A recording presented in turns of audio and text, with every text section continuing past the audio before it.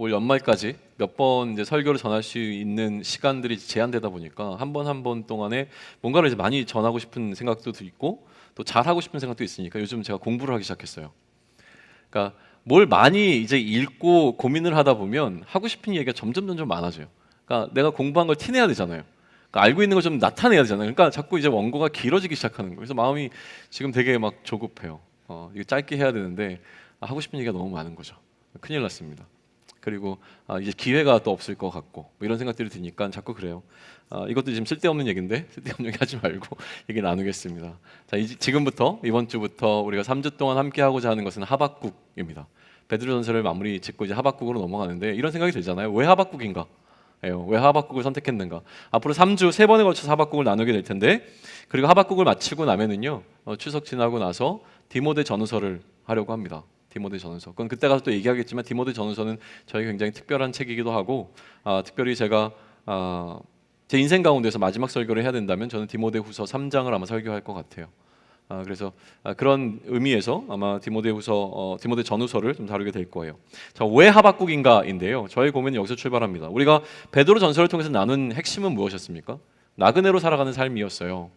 그러니까 나그네로 살아간다고 하는 것은 우리가 취함이 아니라 내어줌의 삶을 살자라고 이야기를 했고 이것이 이해가 되어지면 우리에게 찾아오는 것은 무엇이냐면 그렇게 사는 것보다 먼저 부담감이 찾아온다는 거예요. 부담감이 찾아온다는 것이 저는 긍정적이라고 얘기했던 이유는 무엇이냐면 이해되었기 때문에 부담감이 찾아온 거죠. 나그네로 사는 삶이 맞구나. 그 삶 살아야 되겠는데 내가 못 살고 있구나. 살아야 되는데 부담감이 들어오는 것은 저는 긍정적이라고 봤던 거예요. 그러면 그 다음 단계는 무엇이냐면 내가 갖고 있는 이 부담이 나의 삶 가운데서 실제가 되어지는 것이 그 다음 스텝이잖아요. 근데 이 실제가 되는 것도 사실 참 어렵단 말이죠. 그러면 우리가 알고 있는 것이 우리 삶에서 어떻게 실제가 될 것인가 라고 하는 것을 이 하박국을 통해서 좀 고민해 볼 수 있지 않을까라는 생각을 하게 된 거예요. 우리가 알고 있는 것이 우리 삶에서 실제가 되지 못하는 두 가지 이유 가운데 사실은 첫 번째는 어떻게 보면 이것을 내가 실천하고자 하는 내 마음의 의지가 없는 거죠. 이것은 알고 있지만 어떻게 보면 무관심한 것과 마찬가지입니다. 두 번째는 무엇이냐면 해보려고 하는데 우리 앞에 자꾸 어떤 상황이 놓이게 되고 걸림돌이 생기게 된다는 거예요. 걸림돌은 무엇이에요? 취함이 아니라 내어줌의 이 사명을 갖고 살아가는 나그네의 삶을 살아갈 때에 우리 앞에 놓이는 걸림돌은 뭐냐는 거예요. 내어주는 것 자체가 아파요. 내어주지 못할 것 같아요. 또 하나는 무엇입니까? 오히려 내가 취하지 못하는 것도 나에게 아픔입니다. 그러니까 오히려 나는 취하고 싶은데 취할 수 없도록 하게 되어지는 사명이 나에게 아프고 또 내가 갖고 있는 것을 오히려 내어줘야 된다는 이 상황 자체도 내가 인정이 잘 안 됩니다. 그러니까 나그네의 삶 자체는 아픈 삶인 거죠. 고난이에요. 자, 사명이 무엇인지 아는데 우리 앞에 놓여있는 이런 상황들이 우리의 사명을 실천하지 못하도록 막고 있는 형국이 되어진 겁니다.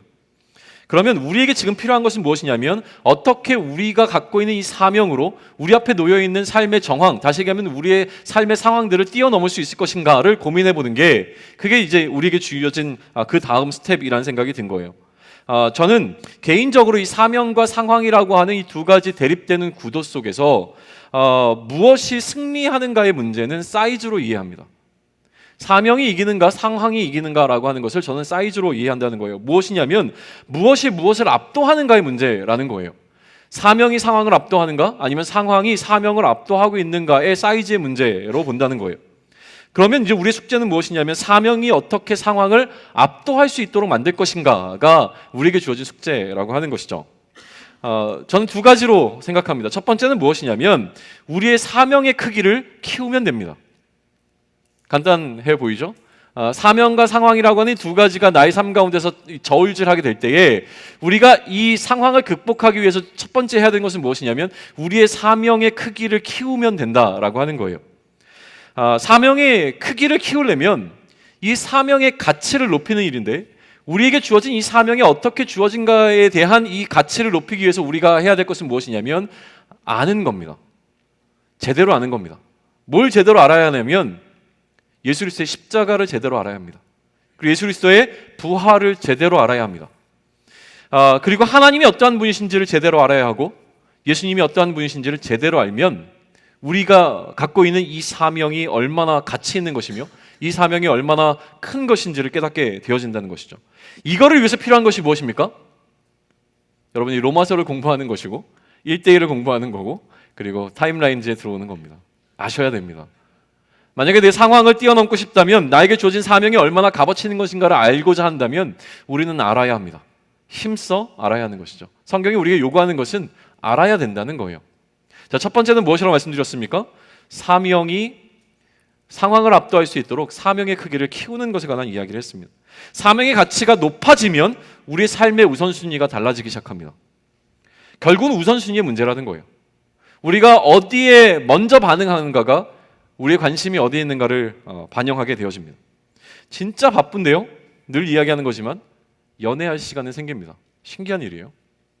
진짜 바쁜데요, 저는 요즘에 그래도 운동할 시간을 확보합니다. 왜냐하면 자꾸 살이 쪄요. 그리고 이제 건강의 문제도 있기 때문에 체력적으로 이제 버티고 싶어서 운동을 하게 되는 거죠. 그러니까 그 어떤 것보다 우선순위를 놓는다고 하는 것은 거기에 제가 가치를 두고 있는 것이죠. 요즘에는 진짜 바쁜데도 불구하고 좀 책을 의지적으로 읽으려고 해요. 왜냐하면 조금 더 좋은 꼴을 여러분들에게 나눠드리고 싶은 마음이 있어서 이대로는 안 되겠다 싶어서 진짜 바쁜데 시간을 쪼개서 책들을 좀 보고 있습니다. 정말 나그네로 살고자 한다면 우리가 첫 번째 해야 되는 것은 이러한 사명의 가치를 높이셔야 됩니다. 두 번째는 무엇이냐면 상황의 사이즈를 작게 만드시면 됩니다. 내 앞에 놓여있는 상황의 사이즈를 작게 만들어야 됩니다. 자, 상황이 주는 어려움은 무엇이냐면 이 상황이 우리에게 굉장히 거대해 보이는 거예요. 상황이 우리에게 거대해 보인다는 것은 무엇이냐면 이 상황은 대부분 죽음에 대한 공포로부터 기인하는 것들이에요. 이렇게 설명하겠습니다. 뭐냐면 이것이 해결 안 되면 죽을 것 같은 공포가 나에게 찾아옵니다. 이것이 나에게 없으면 죽을 것 같은 공포가 찾아옵니다. 이것이 이해받지 않으면 죽을 것 같은 공포가 우리에게 찾아온다라고 하는 거예요. 그러니까 그런 것들이 우리 앞에 놓여있는 상황이라고 하는 것이죠. 그러니 상황의 사이즈를 작게 한다라고 하는 것은 이러한 상황들이 결코 우리를 죽음으로 이끌지 못한다라고 하는 것을 이해하는 것이 그 다음입니다. 이런 의미에서요, 하박국은 우리에게 이 두 가지를 가능하도록 돕는 책이라고 저는 믿고 있는 거예요. 사명의 크기를 어떻게 키우고 상황의 사이즈를 어떻게 해요? 작게 만드는 데 도움을 줄 수 있다고 생각합니다. 어떻게 돕는가? 제가 이제 원고가 지금 길기 때문에 결론을 앞부분을 뺐어요. 혹시 뒤로 가면 여러분들의 집중력이 떨어지고 뭐 그 얘기가 그 얘기 같이 느껴질까 봐 처음에만 지금 굉장히 오늘은 집중력이 완전히 어마어마합니다. 고맙습니다. 그래서 결론을 지금 먼저 말씀드리는 거예요. 그러면 하박국이 이 세 번의 시리즈를 통해서 하박국이 우리에게 주고자 하는 도움은 무엇이냐면 공감이라는 단어입니다. 사명의 크기를 높이고 상황의 크기를 작게 만드는 데 있어서 가장 중요한 것은 무엇이냐면 공감인데, 무엇과의 공감이냐면 하나님의 마음과 공감되는 겁니다. 하박국이 우리가 던져주는 가장 좋은 이야기는 무엇이냐면 하나님의 그 마음과 공감해야 된다는 겁니다. 그럼 우리는 어떻게 하나님의 마음과 공감할 수 있는가? 또 하나님의 마음과 공감된 자에게 어떠한 변화가 일어나는가를 하박국을 통해서 보시는 것이 우리에게 주어지는 그 다음 숙제라고 하는 겁니다. 상대방을 이해할 수 없을 때, 상대방의 마음과 공감될 수 없을 때 우리가 취하게 되는 태도는 무엇입니까? 대화하고자 하는 겁니다. 질문을 던지는 겁니다. 질문하고 대화를 시도한다는 것은 무엇이냐면 그 사람의 생각을 이해하고 그 사람의 마음을 내가 조금 더 공감해 보고자 하는 노력이라고 하는 것이죠. 상황이 커 보이고 사명이 우리를 압도하지 못할 때, 그때 우리가 행하게 되는 우리가 취해야 되는 우리의 태도는 무엇입니까? 하나님과 대화하는 것입니다. 하나님과 대화하기 위해서 우리는 하나님께 질문을 던져야 하는 것이죠. 그렇기 때문에 오늘 특별히 1장 가운데서 하박국은 하나님을 향하여 많은 질문들을 던지고 있습니다. 하박국은 왜 하나님께 질문을 던지고 있을까요? 하나님을 이해하기 위해서입니다. 하나님과 공감하기 위해서요. 질문에는 두 가지 목적이 있습니다. 상대방을 이해하기 위해서 던지는 질문이 있는 반면에 또 하나는 무엇이냐면 그냥 내 뜻을 나타내기 위해서 던지는 질문들이 있어요. 그 질문의 두 가지의 차이점은 여러분들이 한번 묵상해 보시면 좋을 것 같아요. 일단 하박국은 기본적으로 하나님을 이해하기 위하여 던지고 있는 질문들이라고 하는 토대 위에서 우리의 논의를 진행하겠습니다. 자, 2절을 다시 한번 보시죠.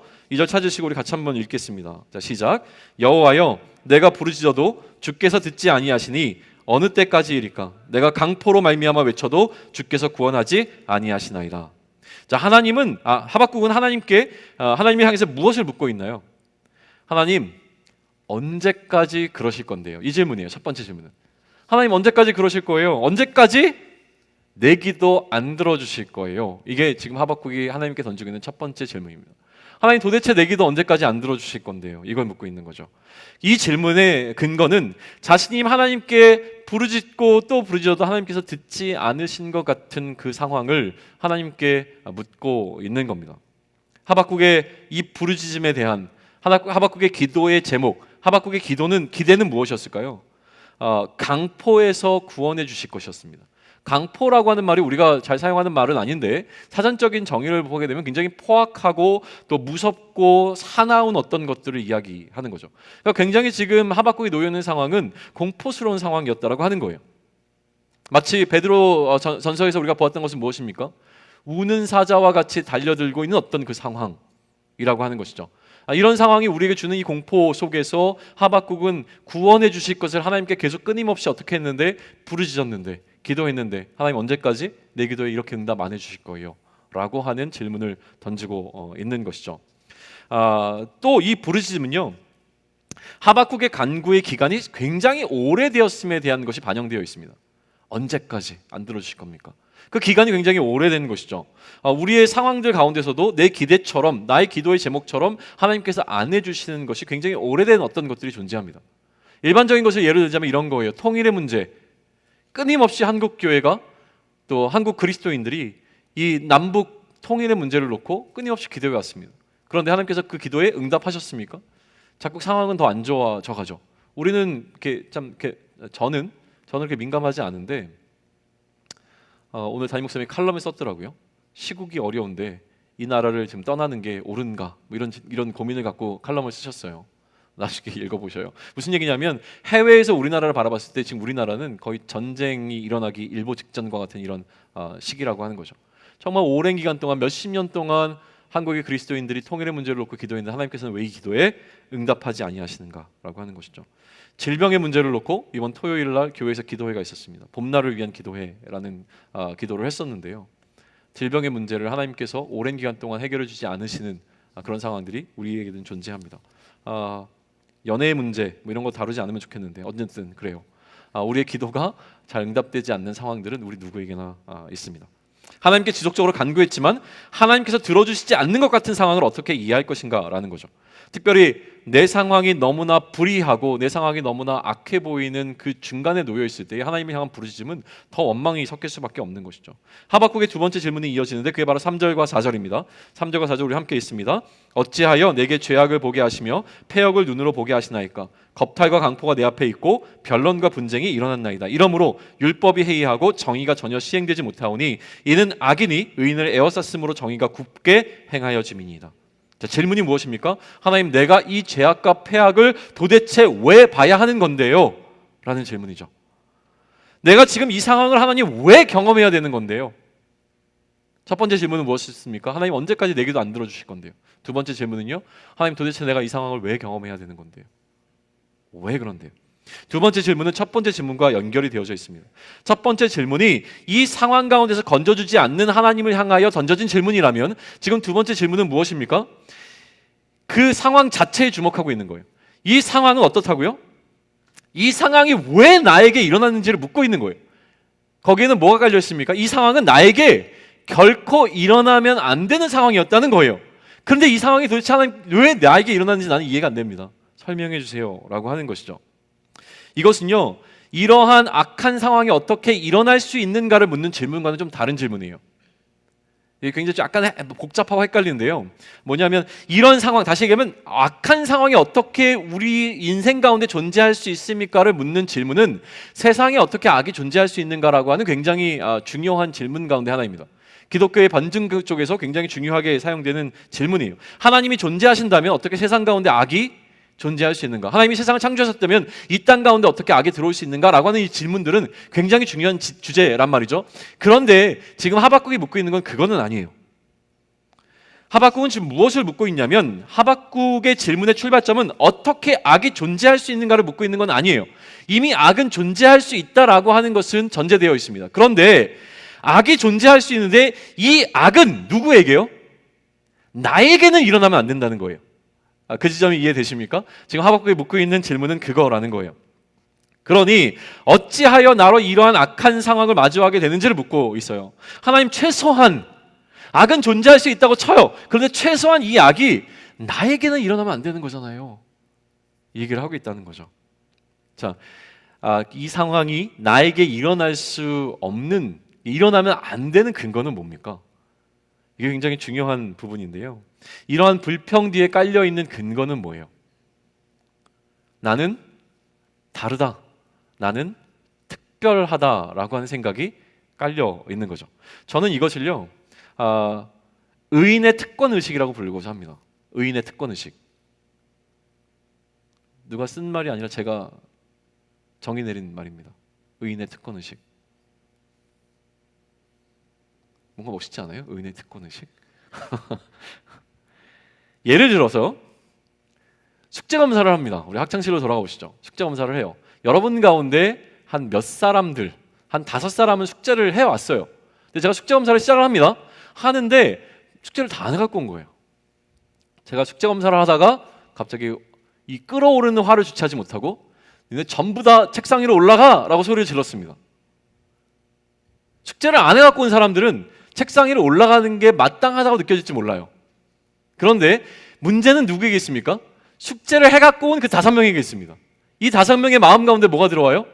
나는 숙제를 해갖고 왔는데 왜 도대체 내가 이 책상 위로 올라가야 되는 거야? 라는 생각이 들어오잖아요. 이게 바로 의인이 누리게 되는 특권 의식이라고 하는 거예요. 설명 기가 막히게 하네요 지금. 자, 설교를 말씀을 듣는 우리에게 이러한 의인의 특권 의식이 존재합니다. 이해되세요? 말씀은요, 우리를 격려하고 우리를 위로하기도 하지만 말씀은 우리의 마음을 도전합니다. 그리고 우리의 죄를 고백하게 만들고 우리를 회개하게 만들고 우리의 인생을 바꿔놓게 하고 우리의 잘못을, 우리의 죄악을 지적합니다. 그런데 이 말씀이 나에게 적용이 안 되는 이유는 뭐예요? 나에게 무엇이 있기에? 의인의 특권 의식이 있기 때문에 그렇습니다. 저 얘기는 나에게 적용이 안 되는 거야. 나는 달라. 나는 저 범주에 들어가지 않아. 저 말씀은 제가 들어야 돼. 저 말씀은 누구에게 필요한 말씀이야? 내 말씀이 아니야. 그러니까 말씀이 전하여져도 나에게서 튕겨나갑니다. 왜요? 나에게 무엇이 있기 때문에? 의인의 특권 의식이 있기 때문에 그런 것이죠. 끝까지 나는 잘났어, 나는 문제없어, 나는 당당해. 이 의인의 특권 의식으로 우리는 굉장히 뻣뻣하게 말씀을 대하고 있습니다. 하박국은요, 자신이 놓인 상황을 보다 구체적으로 이제 설명해 나가기 시작합니다. 그리고 이러한 상황의 책임을, 자신이 얼마나 어려운 상황 가운데 놓여 있는지의 이 책임을 누구에게? 하나님께 돌리고 있는 것이 그 다음에 나오는 이야기들이에요.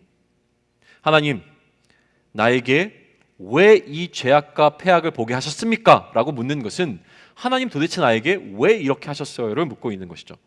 이제 하나님의 첫 번째 답변이 등장합니다. 자, 기대되는 하나님의 답변은 무엇이겠습니까? 의인의 특권의식을 갖고 있는 자에게 하나님께서 그가 기대하는 하나님의 답변은 무엇이겠어요? 하나님, 나는 잘못한 거 없는데 나한테 왜 이러세요? 그럼 하나님께서 뭐라고 답변하시면 좋겠어요? 하나님의 사과를 기대할 겁니다. 그랬구나, 몰랐어, 미안해, 마음 많이 상했지? 괜찮아?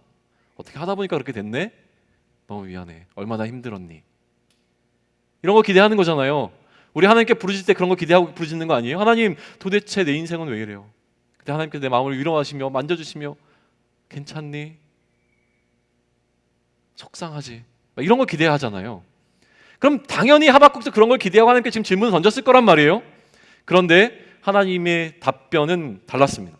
하나님의 답변은 어떻게 나옵니까? 5절인데요. 우리 같이 읽습니다. 5절 시작. 여호와께서 이르시되 너희는 여러 나라를 보고 또 보고 놀라고 또 놀랄지어다. 너희의 생전에 내가 한 가지 일을 행할 것이라 누가 너희에게 말할지라도 너희가 믿지 아니하리라. 지금은 명확하게 등장하지 않지만 이어지는 6절을 통하여서 이 5절은 보충되어 설명되어지는데 지금 하나님께서 무슨 얘기를 하시냐면 하나님, 나 힘들어 죽겠어요 라고 이야기합니다. 왜 도대체 이 상황이 나에게 일어났는지, 다른 사람에게 일어나게 되면 어쩌면 좀 이해할 수 있을지 모르겠지만 나에게 일어났는지를 이해하지 못하는 하박국에 하나님께서 뭐라고 얘기하십니까? 좀만 기다려봐. 네가 감히 상상할 수 없고 들어도 믿지 못할 일이 너에게 일어날 거야. 자, 이 얘기는 무슨 얘기를 하는 것처럼 저에게 느껴졌냐면, 제가 하나님에 대해서 자꾸 뭔가 판단을 하고 이야기를 하려고 합니다. 그런데 하나님께서는 우리의 생각과 판단의 사이즈를 넘어서는 지금은 뭔가 이 불의한 게 나에게 일어나면 안 되는 거 아니에요? 라고 하나님을 향해서 불평을 할 수 있을 정도의 사이즈였는데 이제는 그것조차도 나오지 않는, 소위 얘기하면 억소리가 나는, 다시 얘기하면 우리로 하여금 할 말을 잃게 만드는 어떤 상황이 우리 가운데 놓이게 될 것이라고 하는 것을 오히려 하나님을 이야기한다는 거예요. 다시 얘기하면 하나님을 향해 불평 어린 불만의 질문을 던지고 있는 자의 숨을 먹게 만들 만한 어마어마한 일을 오히려 그에게 퍼부으신다는 것이죠. 이게 하나님께서 그를 향해서 질문을 던지고 있는 자를 대하는 태도라는 거예요. 야, 너 얼마나 힘드니 이 얘기를 하시는 것이 아니라 그래? 그럼 이거는 어떤데? 이거 한번 봐볼래? 이거는 진짜 어마어마한 건데? 이게 이렇게 힘들어? 이만한 거 한번 봐봐. 이런 느낌의 뉘앙스로 지금 다가온다는 거예요. 그러니까 지금 하박국의 질문에 답변이 되었습니까? 답변이 안 되죠. 답변이 안 되니까 하박국은 또다시 하나님을 향해서 질문을 던지는 거예요. 뭐라고 얘기하냐면, 하나님, 이 악함을 향하여서 더 큰 악을 덮으시는데 그것이 내가 지금 이해가 안 돼요. 그리고 이 악한 자들이라고 불리는, 일어나게 되는 어떤 그 악한 사람들을 하나님께서 묘사하시는데 이들은 진짜 무섭고 두렵고 공포스러운 존재들로 묘사가 되어요. 그게 7절부터 11절까지 나와 있는데 제가 읽어드릴게요. 그들은 두렵고 무서우며 당당하고 위험이 자기들에게서 나오며 그들의 군마는 표범보다 빠르고 저녁 이리보다 사나우며 그들의 마병은 먼 곳에서부터 빨리 달려오는 마병이라. 마치 먹이를 움키려 하는 독수리의 나름과 같으니라. 그들은 다 강포를 행하려 오는데 앞을 향하여 나가며 사람을 사로잡아 모으기를 모래에 같이 할 것이요 왕들을 멸시하며 방백을 조소하며 모든 견고한 성들을 비웃고 흉복을 쌓아 그것을 점령할 것이라. 그들은 자기들의 힘을 자기들의 신으로 삼는 자라. 이에 바람같이 급히 몰아 지나치게 행함이 범죄하리라. 하나님이 일으키실 그 또 다른 악은요, 우리의 상상과 우리의 기대를 뛰어넘는 어마어마한 악이 존재한다라고 하는 것이 이렇게 표현되고 있는 거예요. 지금 하나님께서 이 하박국에 주셨던 답변의 핵심은 무엇이냐면 사실은 내가 일으킬 것이라는 거예요. 그러니까 이 악함도 지금 결국은 누가 일으키신 거냐면 하나님께서 일으키신다라고 하는 것을 이야기해요. 이게 하나님의 답변이라고 하는 거예요. 앞에 질문들을 다시 한번 생각해 보시죠. 어찌하여 하나님께서는 내 기도에 응답하지 않으십니까? 어찌하여 나로 하여금 악을 보게 하십니까? 악을 경험하게 하십니까? 라고 했을 때 하나님의 답변은 무엇이었습니까? 우리로 믿을 수 없는 사이즈의 악을 경험하게 될 것에 관해서 이야기하시는 것을 답변으로 대신합니다. 우리의 생각을 수준을 넘어서는 일을 하나님이 하실 것이라는 이야기를 해요. 수학 문제로 따지면 이런 거예요. 제가 문제를 풀다가 너무 어려워가지고 하나님 앞에 가지고 갔어요. 하나님, 이 문제 나 못 풀겠는데요? 그럼 하나님께서 그 문제를 친절하게 풀어주시면 되잖아요. 근데 하나님께서는 그래? 그럼 이 문제 풀어볼래? 라고 하시면서 진짜 어려운 문제를 더 주신 거예요. 진짜 어려운 문제를 주시니까, 그러니까 그 의도가 무엇인가를 우리는 궁금하게 되는 거죠. 하나님 왜 이러시는 거지? 지금 내 앞에 놓여있는 이 어려운 문제도 풀지 못하는데 더 큰 어려운 문제를 갖다 주시면서 이거 한번 풀어볼래? 이건 어떻게 생각해? 라고 묻는 상황이 되어진 겁니다. 그러니 하박국의 추가 질문이 이어지죠. 그 추가 질문이 12절과 13절입니다. 우리 찾으시고 한 편 읽으면 좋을 것 같아요. 같이 읽습니다. 시작. 선지자가 이르되 여호와 나의 하나님, 나의 거룩하신 이이시여, 주께서는 만세 전부터 계시지 아니하니까 우리가 사망에 이르지 아니하리다. 여호와여, 주께서 심판하기 위하여 그들을 두셨나이다. 반석이시여, 주께서 경계하기 위하여 그들을 세우셨나이다. 주께서는 눈이 정결하심으로 악을 참아보지 못하시며 패역을 참아보지 못하시거늘 어찌하여 거짓된 자들을 방관하시며 악인이 자기보다 의로운 사람을 삼키는데도 잠잠하시나이까. 더 큰 악이 일어난다라는 이야기를 듣고 나서 하박국은요, 이제 혼란에 빠진 거예요. 너무너무 혼란해지기 시작했어요. 하박국이 혼란해지기 시작한 이유는 무엇이냐면 그가 알고 있는 하나님에 대한 이해가 있거든요. 그리고 그가 알고 있는 하나님에 대한 기대가 있거든요. 근데 그것과 전혀 다른 일이 지금 일어나고 있다 보니까 그의 머릿속에서 알고 있던 지식 가운데 뭔가 이렇게 뭐라 그러죠? 표현이 생각이 안 나네요. 하여튼 머리가 지금 복잡해지고 뭔가 이렇게 회전이 돌아가는데 뭐가 아기가 안 맞고 지금 난리가 난 거예요. 혼동 속에 좀 들어간 거예요. 그 이야기를 지금 하는 겁니다. 자, 하나님을 이해하기 때문에 떠오르는 질문들인 거예요. 우리 베드로전서로 다시 한번 넘어갑니다. 제가 무슨 얘기를 했습니까? 나그네로서의 삶이 부담이 되는 이유는 뭐라고 말씀드렸어요? 그렇게 사는 것이 옳구나라고 하는 것을 깨달았기 때문에 부담이 되어진다는 거예요. 그럼 지금 하박국이 추가적인 이 질문을 던지는 이유는 무엇이냐면 그가 하나님을 알고 있기 때문에 그랬어요. 그가 하나님을 알고 있는 지식이 있기 때문에 이 지식 가운데서 질문이 발생하기 시작한 거죠. 그는 어떻게 하나님을 알고 있었냐면 그가 알고 있었던 사실 첫 번째 하나는 하나님은 태초부터 계셨고 하나님으로 인하여서 우리는 사망에 결코 이르지 않는다는 사실을 알고 있었어요. 그런데 지금 악한 자들이 일어나서 하나님의 창조 세계 가운데 악한 것들이 일어나서 우리의 생명을 앗아가려고 하는 이 상황들이 그런 의미에서 보게 되면 이해가 안 되는 거죠. 선지자가 알고 있었던 사실 두 번째는 무엇이냐면 하나님께서 심판과 경계의 목적으로 이 약한 자들을 사용하신다는 거예요. 그런데 그 이상으로 하나님께서 사용하시는 이것들이 이해가 안 되는 것이죠. 선지자가 알고 있었던 사실 세 번째는 무엇이냐면 하나님의 눈은 정결하시고 하나님은 악을 참아보지 못하신다고 하는 사실인데 지금 하나님께서는 이러한 악한 일들을 그냥 지켜보고 계시는 것 같은 이 상황이 또 이해가 안 된다라고 하는 것이죠. 팩트들이 충돌하고 있고 사실들에 근거한 질문이 쏟아져 나오기 시작합니다. 어찌하여 하나님 이런 거짓된 자들을 방관하고 계세요? 어찌하여 악인이 자기보다 의로운 사람을 삼키고 있는데 하나님께서는 잠잠하시는 거예요? 어찌하여 하나님이 통치하시는데 일어날 수 없는 일들이 자꾸 일어나고 있는 건데요? 라고 계속 묻고 있는 것이죠. 그리고 결국 이렇게 얘기합니다. 주께서 어찌하여 사람을 바다의 고기 같게 하시며 다스리는 자 없는 벌레 같게 하십니까? 라는 질문을 던져요. 그러니까 지금 이 하박국이 느끼는 느낌은 무엇이냐면 하나님께서 더 이상 그의 인생 가운데 관여하지 아니하시고 방관하고 계신다. 자, 방관이라고 하는 것은 무엇이냐면 하나님의 통치가 그의 삶 가운데 일어나고 있지 않다라고 하는 것을 경험하고 있는 순간이라는 거예요. 우리의 인생 가운데 하나님께서 우리와 함께하지 않는 것 같은 느낌을 받는 순간들이 오는데 지금 그때를 느끼고 있는 것이죠. 조금 더 완화시켜서 표현하자면 무관심입니다. 하나님이 우리 인생 가운데 무관심한 것처럼 느껴지는 어떤 그런 순간이 찾아오게 된 겁니다. 그러니 하박국은 이제 그의 질문을 어떻게 끌고 가냐면 옳고 그름의 문제를 끌고 갑니다. 그 옳고 그름의 문제를 기록하고 있는 게 15절부터 17절까지의 기록입니다. 찾으시고 또 함께 읽겠습니다. 같이 읽습니다. 시작. 그가 낚시로 모두 낚으며 그물로 잡으며 투망으로 모으고 그리고는 기뻐하고 즐거워하여 그물에 제사하며 투망 앞에 분향하오니 이는 그것을 힘입어 소득이 풍부하고 먹을 것이 풍성하게 됨이니이다. 그가 그물을 떨고는 계속하여 여러 나라를 무지하게 멸망시키는 것이 옳으니까. 자, 옳고 그름의 문제예요. 내 생각으로는 잘못된 거예요. 계속해서 악인이 승리하고 있는 것처럼 느껴져요. 왜 승리를 이야기하느냐면 무엇이 옳은가 그른가라고 하는 것은 옳은 것이 승리하는 것이기 때문에 그렇습니다. 아니면 혹은 승리한 것이 옳다라고 여겨지기 때문에 그래요. 이런 얘기 들어보셨습니까? 군대 갔다 온 친구들은 알아요. 계급이 뭡니까? 계급이 깡패예요.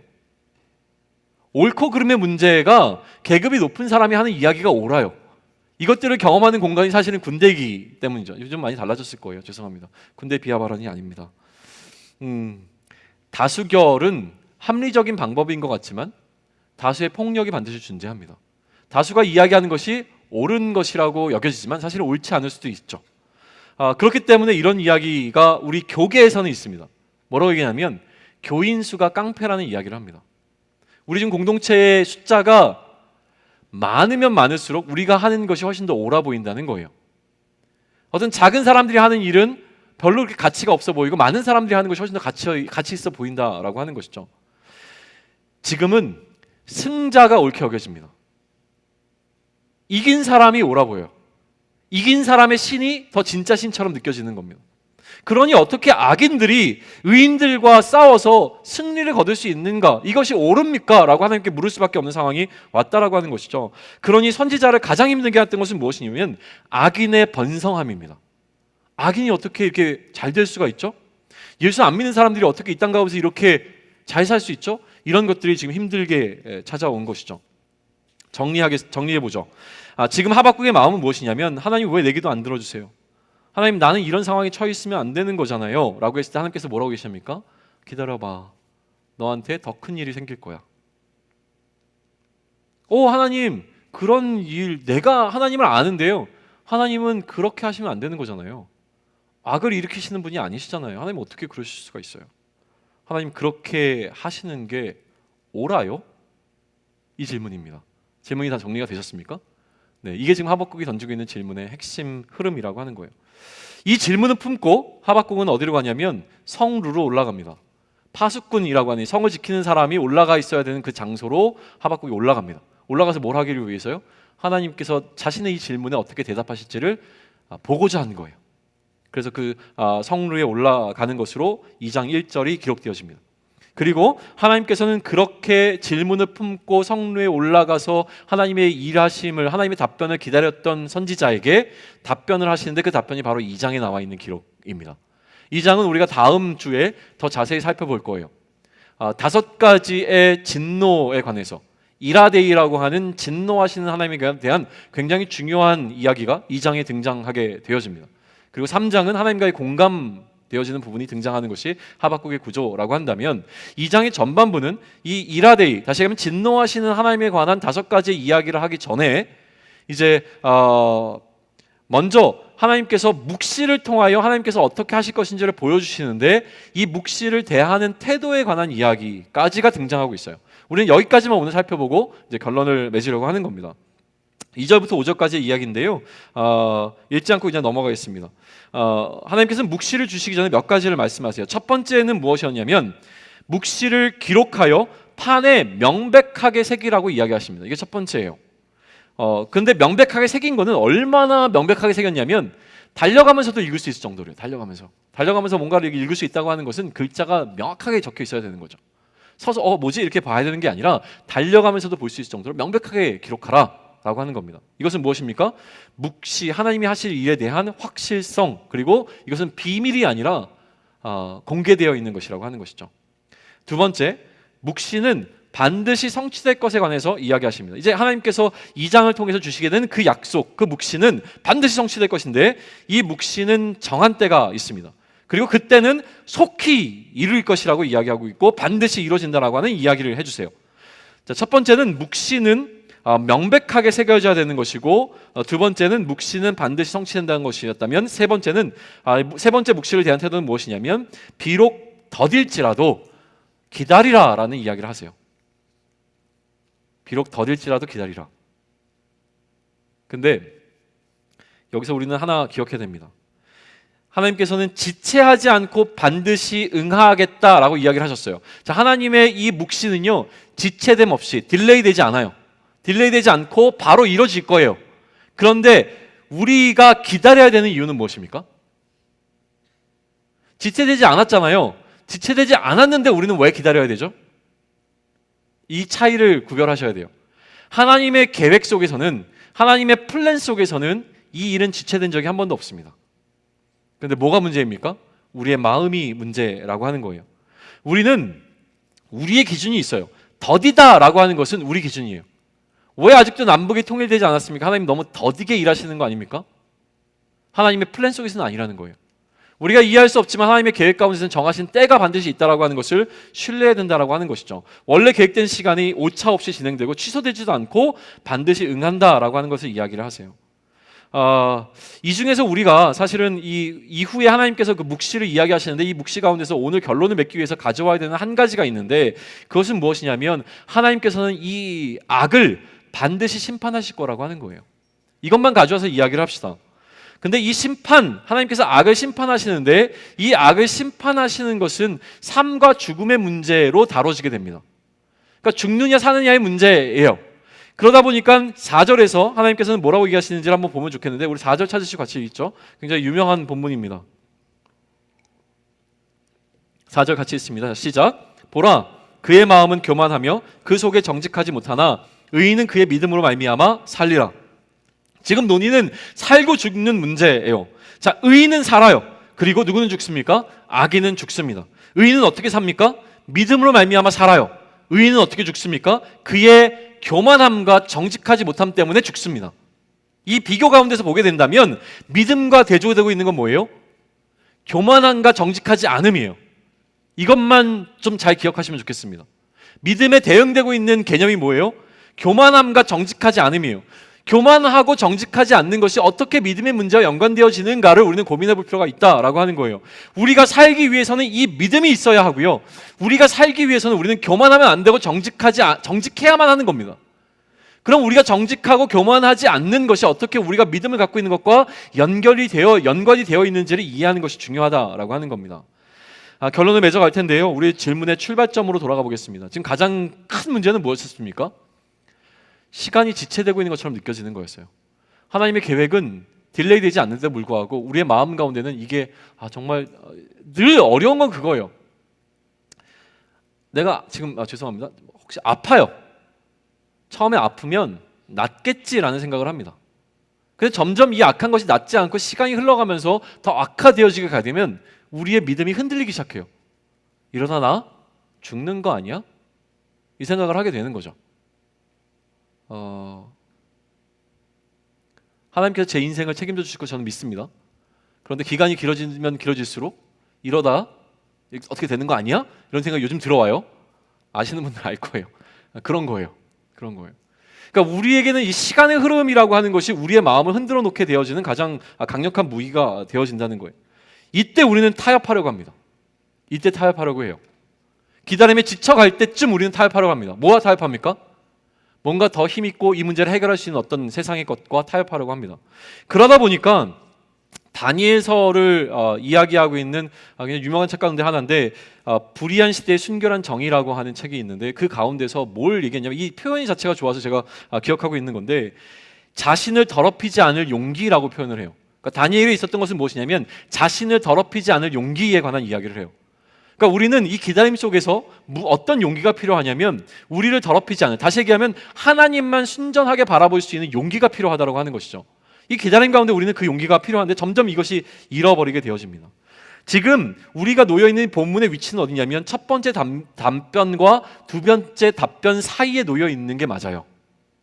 첫 번째 하나님의 답변과 두 번째 하나님의 답변을 듣기 그 중간에 놓여있는 위치에 우리가 지금 머물러 있어야 되는 것이 맞습니다.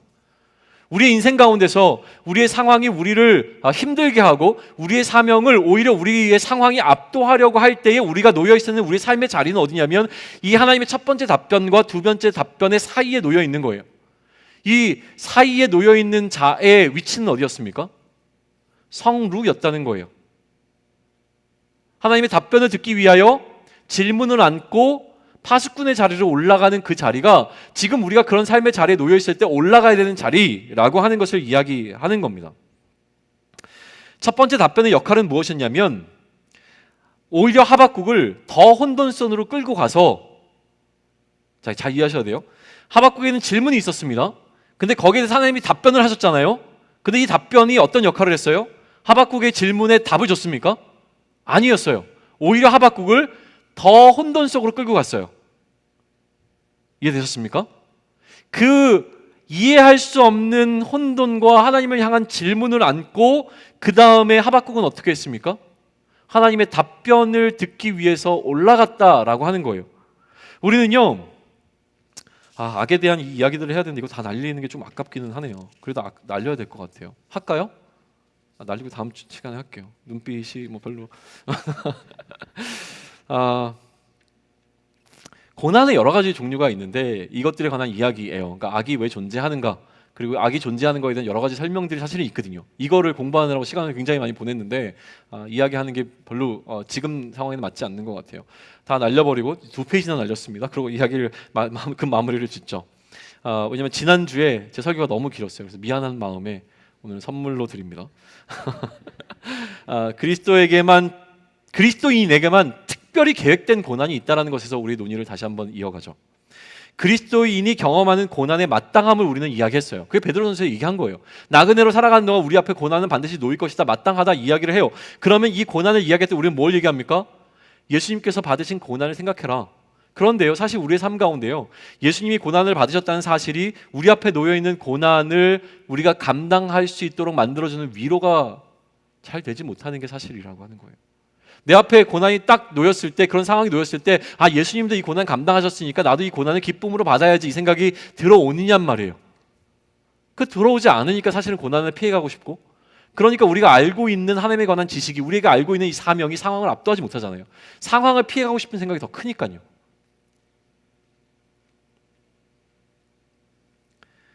하박국은요, 그러한 마음이 들 때에 이 고난을 넘어서기 위하여 고민을 안고 파수꾼의 자리로 올라갔습니다.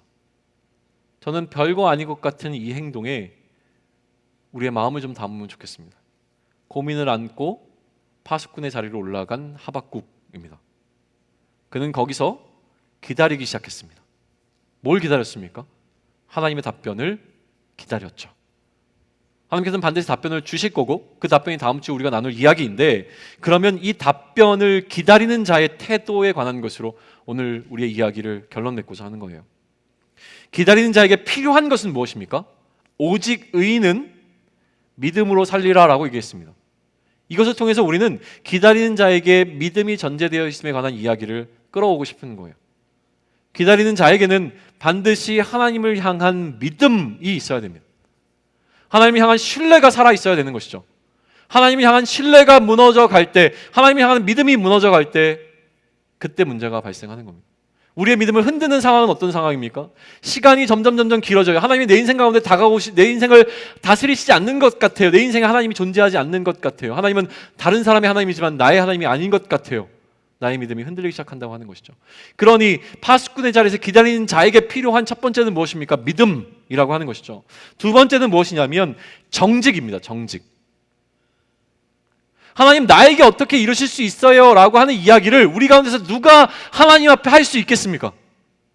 정직하자고요. 여러분은 정말 여러분 앞에 놓여있는 고난 가운데서 이 고난은 나에게 있을 수 없는 고난이야, 말도 안 되는 고난이야 라고 하나님 앞에 하나님의 멱살을 붙잡아 하나님 어떻게 그럴 수 있어요? 라고 얘기할 수 있는 당당함이 우리 가운데 정말 있습니까? 사람 앞에서 그럴 수 있어요. 제 앞에 와서는 목사님 어떻게 그럴 수 있어요? 목사님 어떻게 나한테 그래요? 할 수 있어요. 하나님 앞에서는 정말 여러분이 그럴 수 있냐는 거예요. 우리의 감춰진 죄악이 얼마나 많은지 우리가 알고 있잖아요. 내가 알고 있잖아요. 나의 죄악 때문인지 아닌지 내가 정말 가늠할 수 있습니까? 그런데 내 앞에 놓여있는 이 고난 앞에, 이 어려운 상황 앞에서 우리는 하나님 향하여 어찌 나에게 이러실 수 있습니까? 라고 얘기할 수 없다는 거예요. 정직하라는 겁니다. 기다리는 자에게는 정직함이 필요합니다. 하나님, 나는 이러한 심판을 받아 마땅한 자입니다. 이게 첫 번째입니다. 그런데도 불구하고 우리가 하나님을 찾아가서 호소할 수 있는 근거는 뭐예요? 우리는 죄로 가득 찼어요. 죄악된 모습 그대로예요. 그런데 무슨 일이 우리에게 일어났기 때문에요? 예수 그리스도로 말미암아 옷 입었기 때문이에요. 예수님께서 그의 의로 우리를 덮어주셨기 때문에 그나마 우리는 하나님 앞에 하나님 그래도 내가 그리스도인인데 나 좀 살려주세요, 이 얘기를 할 수 있는 거란 말이에요. 그 그리스도의 의에 근거하여 얘기할 수 있는 것이지, 나는 정말 너무 의로운 자예요, 나는 잘했잖아요, 이 얘기할 수 있는 사람은 아무도 없다는, 그게 정직의 문제입니다. 세 번째는 무엇입니까? 교만입니다. 교만은 뭐예요? 내가 하나님을 판단하려고 하는 겁니다. 하나님 이게 옳아요? 하나님 당신이 틀렸습니다. 감히 어떻게 이런 얘기를 할 수 있을까요? 우리는 그렇게 인생을 살아갑니다. 하나님은 감히 어떻게 그럴 수가 있어요? 감히 그럴 수가 있냐? 하나님 어떻게 그럴 수가 있어요? 라고 감히 하나님께 이야기하는 것이죠. 하나님의 일하심을 우리의 짧은 생각으로, 우리의 짧은 지식으로, 우리의 짧은 지혜로 판단하고 규정하려고 합니다. 하나님은 이러셔야만 해. 하나님이 나한테 이러시면 안 되지. 이거는 뭡니까? 만들어진 신입니다. 내가 컨트롤할 수 있고 내 기대 속에서 만들어진 하나님이에요. 그것은 하나님이 아닌 것이죠. 그것은 거짓신이라고 불리는 겁니다.